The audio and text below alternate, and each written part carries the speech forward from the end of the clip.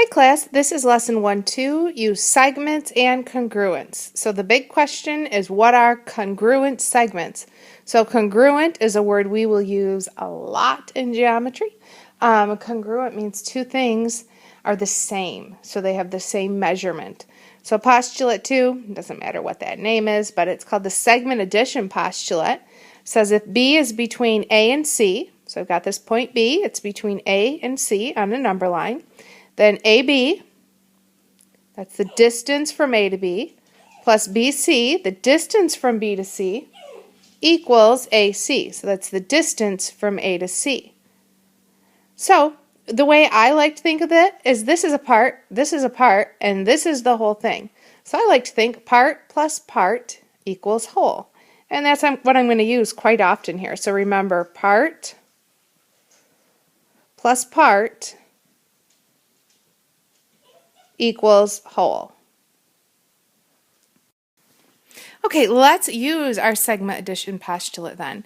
So example 1, it says apply the segment addition postulate. So we're talking about a road trip. The location shown lie in a straight line. Find the distance from the starting point to the destination.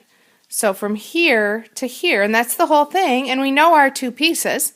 So it's pretty easy. All we have to do is one of our parts, 64, plus our other part, 87.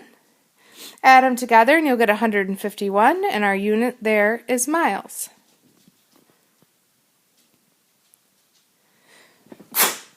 Excuse me, I just sneezed.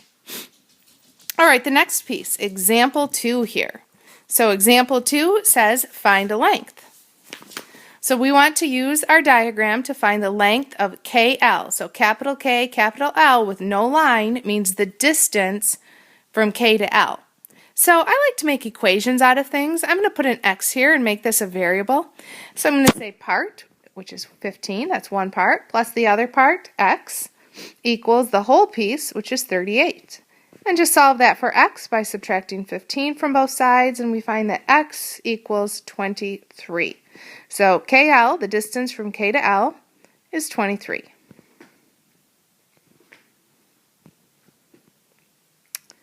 All right, example 3 is right here. Find the distance from Q to S and the distance from P to Q. So let's first look at the distance from Q to S. So from Q to S, that's right here. Hey, and I know both of my parts. So my part plus my other part is going to equal my whole thing. So QS, the distance from Q to S, is just 31 plus 30, which is 61. The other one says find PQ, so I want to know this distance. And I know this whole distance is 51. This part's 31, and I can make this my variable right here. So I can say part plus part equals the whole thing. Subtract, not 51, 55. Subtract 31 from both sides, and I find that X is equal to 24. And so PQ, the distance from P to Q, is 24. So I found my two pieces. The next example, example 4, is find a length, and we're going to need to draw a picture to go along with this one. So let's read it through carefully. It says point B is between A and C on a line segment AC. So let's start by drawing that. Okay, so I've got this line segment AC. Point B is somewhere in the middle, or somewhere in there, we don't know where, so I'll just put it right here. Write an equation in terms of X, so we need an X in there to find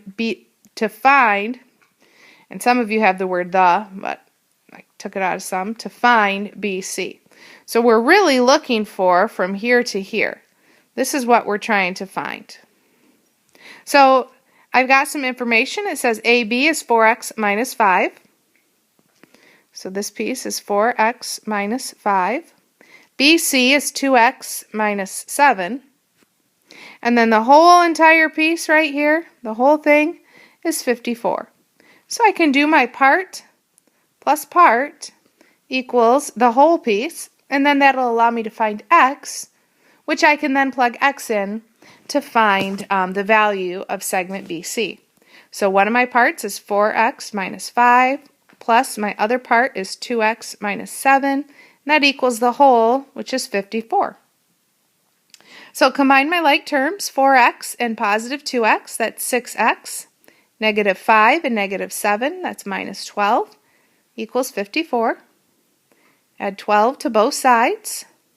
So I have 6x equals 66. Oh, that's an easy one. Divide both sides by 6. And x is 11. So I found x, but the question here says find BC. Find the length from B to C. So BC, well, I know I have 2x minus 7, but x is 11, so 2 times 11 minus 7. 2 times 11 is 22. 22 minus 7 is 15. So my final answer, BC, is 15. There's my final answer. And this is the end of the notes part of Lesson 1-2. Have a great day.